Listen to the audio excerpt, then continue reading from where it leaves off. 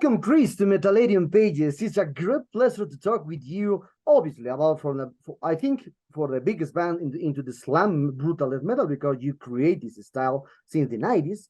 So that's the way. I hear your band since the beginning to now. So we start, I think, by asking how has the band been during the last year, because the last album was released 5 years ago. Yeah, 2018 was the last album, and we've been busy. We've been busy, man. We've been touring, playing festivals, and writing another album in between all that. So we finally finished. We finally finished writing the album, the next album, a couple of months ago. So hopefully in January we're going to start recording it. Okay, nice. Well, the next question is about the new album, no? So what are the motives or the reasons that the band didn't delay 5 years to release an album? And you told me now that you are preparing the new album to record next year.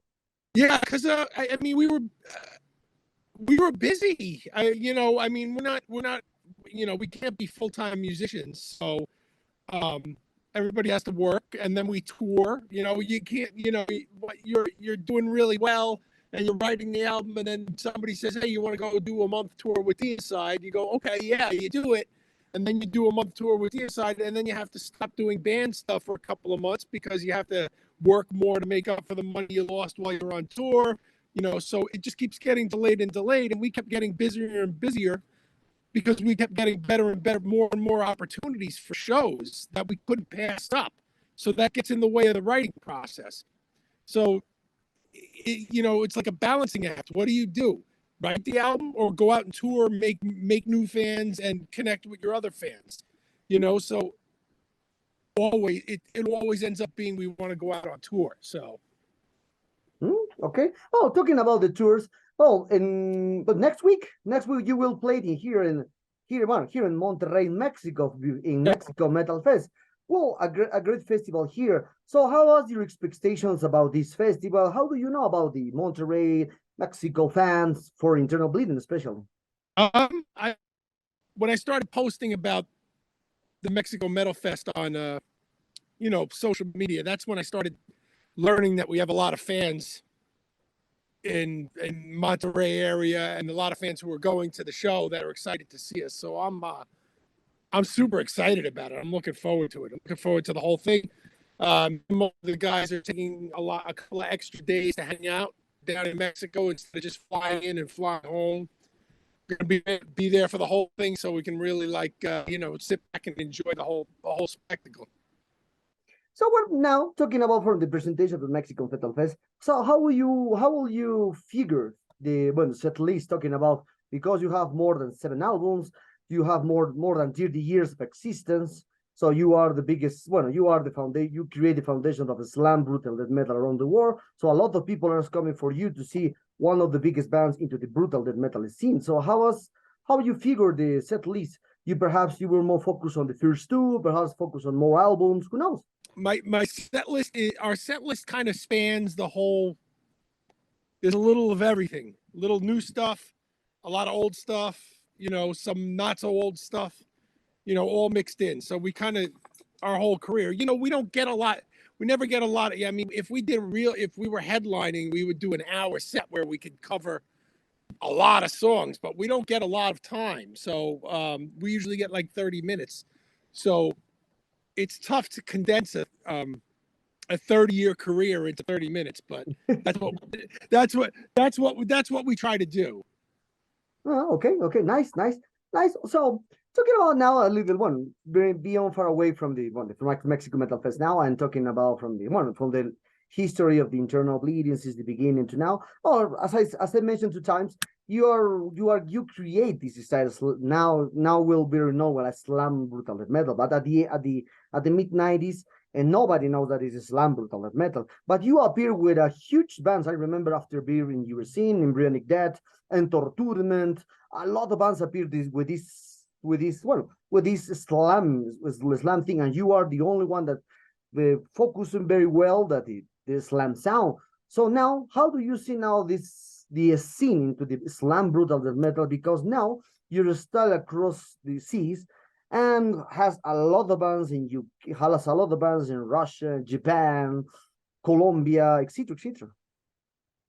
It's pretty awesome. I mean, I think it's really cool, man. I think it's a lot. It's cool that when we first started doing what we did, everybody kind of hated it. A lot of people hated it because it didn't sound like Morbid Angel, or it didn't sound like your typical death metal. It was really groovy and it had a lot less blast beats and stuff like that. And so there were a lot of people who didn't like it, but now it's embraced by a lot of musicians, and it's embraced by a lot of people. And I think it's awesome to have seen it grow to such a big thing.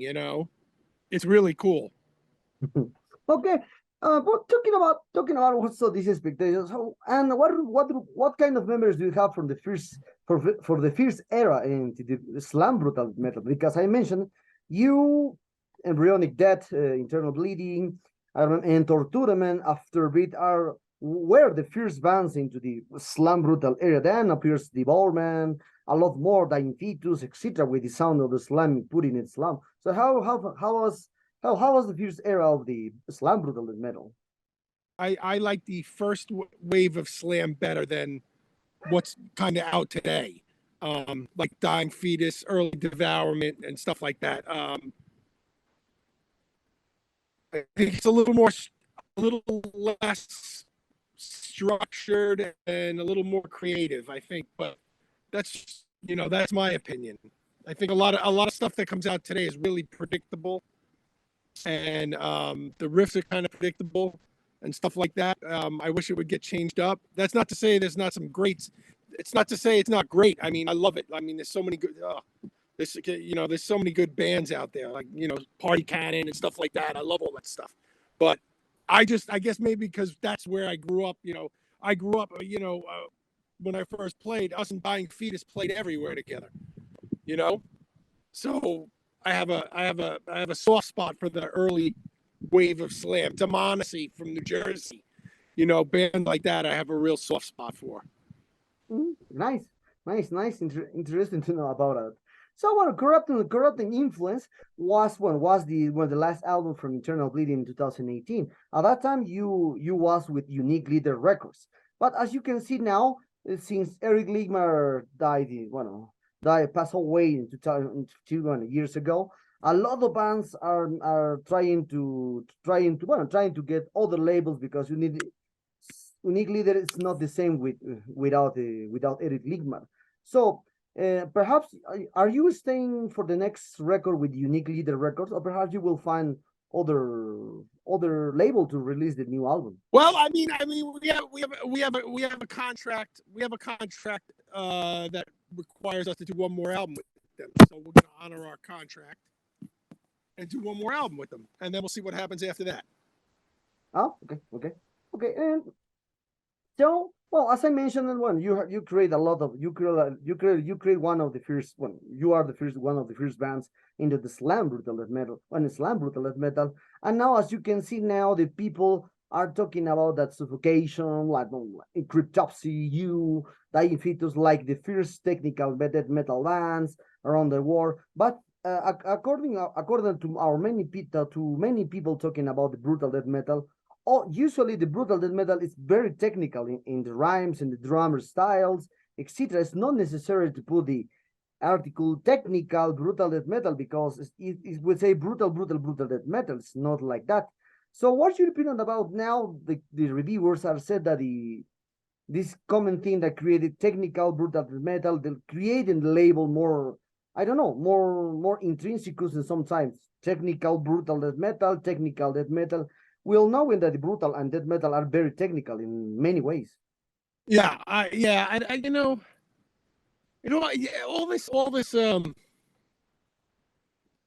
all this separating things out into different genres, it's starting to get a little crazy. I mean, I get it. I understand what a technical death metal band, somebody would say like Obscura is technical death metal, but I don't know. They're not Suffocation is as technical as they are. So why aren't Suffocation technical death metal? I don't understand the whole thing. It's just it's death metal. You know what I'm saying? Yes, it's just the metal. That's right. That's right. Yeah, it just starts getting crazy when it keeps getting divided into all different kinds of, there's hyper brutal death metal, there's gore metal, this blah blah blah. It's like I can't keep track of it all. I'm too old. Yeah, now some reviewers said that it appears the dissonant death metal. I don't know why the dissonant words appear, because the dissonant is a technique into the Right. death metal. It's a technique, not a whole style from the into the death metal scene. Yeah, I mean, I guess I can make up and say immolation is dissonant death metal. I mean, they use a lot of dissonant chording, but they're a death metal band. It's not dissonant. I mean, it is, but like you said, dissonance is a technique. Yes, right, right. So, well, always know that internal bleeding creates a style, and more people are focused on the first two: variation, concept, content, and extinction of benevolence as the great albums from the band. As usual, as usual, many fans think, like perhaps like me, that the band is still growing with the next albums, Driving to Conquer, Onward to Mecca, etc., etc. But this is like a point of view from the fan. The fans sometimes stick in the past with two albums, or just the first one album. That's normally. But for the band, a counterproductive thing is that the last album is the best word to date. So for you, which album for you are the best word, or they define the whole sound for internal bleeding? Oh God, that's a hard question. Um, there is no one album that defines us, because every album is different. Every album we try to do something different. We don't do the same. Voracious Contempt didn't sound like Extinction of Benevolence. Driven to Conquer didn't sound like Extinction of Benevolence. Onward to Mecca didn't sound like Driven to Conquer, and Corrupting Influence didn't sound like Onward to Mecca. They're all different. I mean, if I'm going to say what is the defining album, I would say Corrupting Influence, because that's our most recent, and that's the culmination of all my years of writing. That I mean that's if I had to give you an answer, there is no one, but if I had to give you an answer, it would be Corrupting Influence, because that has a little bit of everything in it. No. Okay. Okay. Plus a lot of new stuff.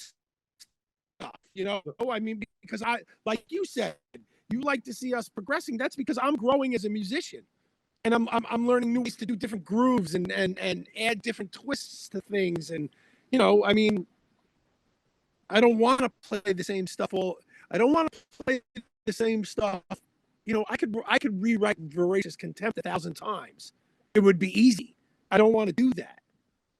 Even though maybe fans might like it, I want to bring fans along for a ride and show them that there's different ways to do grooves, and you can put some cool stuff into slam, and you can do different things and expand it.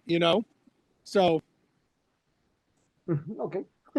Okay, well, talking about now the lineup from internal bleeding, as you are the last members of the band since 1991.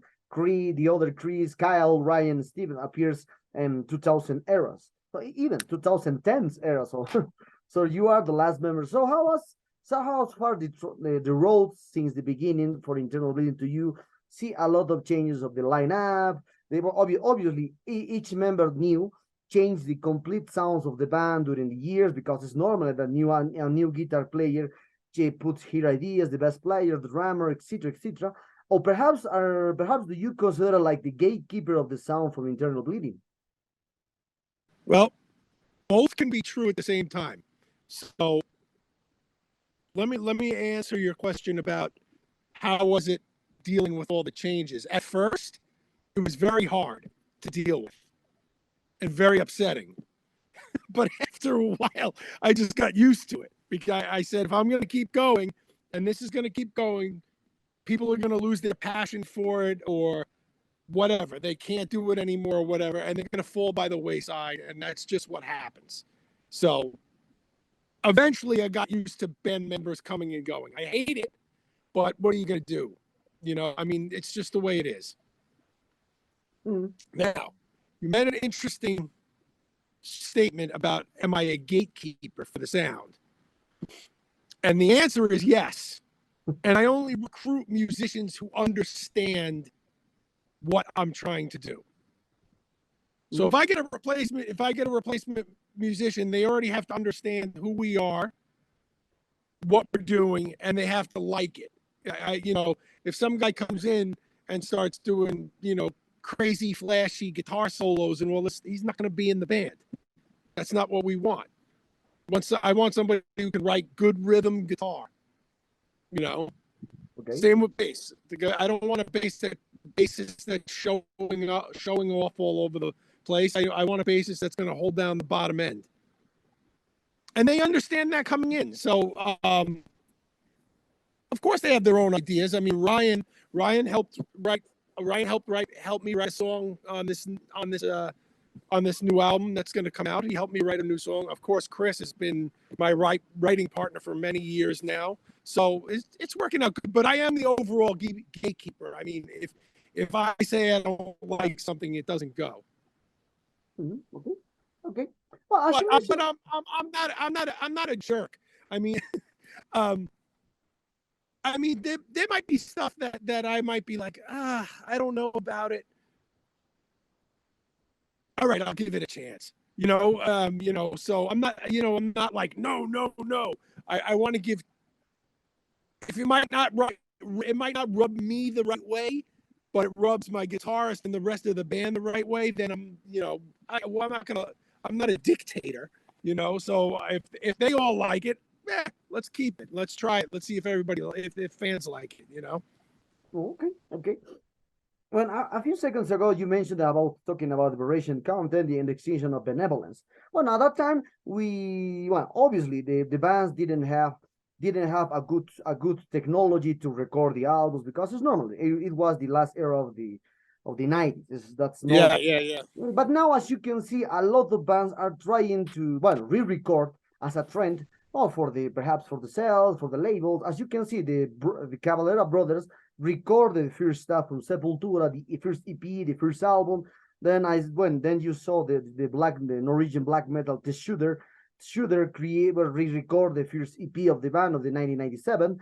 And now I ask these questions about to Cataclysms, to Autopsy, and obviously, two weeks ago, I spoke with Thomas from Celtic Frost, and I told him, are you agreed to re-record the first both albums, or the first album or the first EP of the band with this new technology, or perhaps you think that you think perhaps the essence of that era maintained with the essence of that time? It's not necessary to re-record the album. I don't know if I would want to re-record a whole nother album. I don't mind doing maybe a song here or there, re-recording a song here or there, and say, you know, this one song I really would want to hear with a newer production. You know, so but I on principle, if somebody asked me to re-record Voracious Contempt, I wouldn't do it. It is what it is. That's what happened in 1995, and that's where it stays. You know, it was trying to. I don't want to. You know, as much as I hate the production of Voracious Contempt, it still has its place. Yeah. You know, as a time capsule. So, I don't want to change that. You know, I would re-record a song. Maybe I'd re-record Languish into Despair off of that, because I'd like to hear that with a really tight, snappy production, because that opening is really. You know, you can really get it tight and snappy, and I'd love to hear that, but it's not high on my list of things to do. Okay, and with aspects about the trends, as you can see, also a lot of bands now are playing entirely one of the biggest albums, perhaps their first album, the second album, third album. Yeah, I'm not. Nope, that's not happening. Okay. Not doing it. I think it's a terrible cash grab. Okay. Hey, that's just my opinion. I'm also not about living in the past. Yeah, You well, you know, told me that. I don't want to. I don't want to. I don't want to live in the past. I write music so that I can put out new music. I'm not going to go back and do a whole tour that's just based on one album. It's just not. I want to show people new stuff all the time. You know. Okay, okay. So I feel pretty strongly about it. I've been asked to do like a Voracious Contempt complete album like tour, and I refused. So Okay, okay. So we're very close into this interview, Chris, and for this aspect, and what kind of plans do you have for the band? Well, obviously, and Mexico Metal Fest gig. Perhaps you told me that you are recording now a new album for the next year, and perhaps you will have more news to share with a lot of people that attend to the Mexico Metal Fest, and see what happened with the band. yeah, like I said, hopefully in Mexico Metal Fest is the last. It should be the last show for the year for us, and then it's get the album done. The album's going to be called Settle All Scores. Um, it's a very personal album. It's about all the people who have fucked us and treated us like shit for the past 30 years. So we're going to settle all scores with them on this album. So that's what it's about. And it's going to be out by the summer of next year, hopefully, and then hopefully touring. You know, I still have a couple of more tours left before I retire from music, so I want to keep doing it for a little bit. And we're working on. So I have here's a project that I'm working on. I have the original 16-track reels for our Invocation of Evil demo and our Perpetual Degradation demo. I'm looking to having those reels restored and doing a modern remix of those demos. Not a re-recording, but a modern remix, just to see what it sounds like. Oh, okay. So that might come out. That I think that might be really cool. Yeah, well, because on the Invocation of Evil and Perpetual Degradation were amazing demos at that time. I remember when I received one copies in tape in the in the and even for back then, the production was pretty good. But I think with a remix, we can really make them sound. You can really hear what's going on. So I think it might be really neat. Okay. Oh, I think do a vinyl, with the originals on one side of the vinyl and the remix on the other side, so people can compare. You know, which I think would be a really cool thing. So it's something I'm working on. Hopefully, it'll happen. Okay, nice to know. Well, I'm talking about other aspects as I mentioned in the first question, or talking about all in general for the music. I remember when appeared a lot of bands with this style. I remember the brutal death metal appears, especially in New York.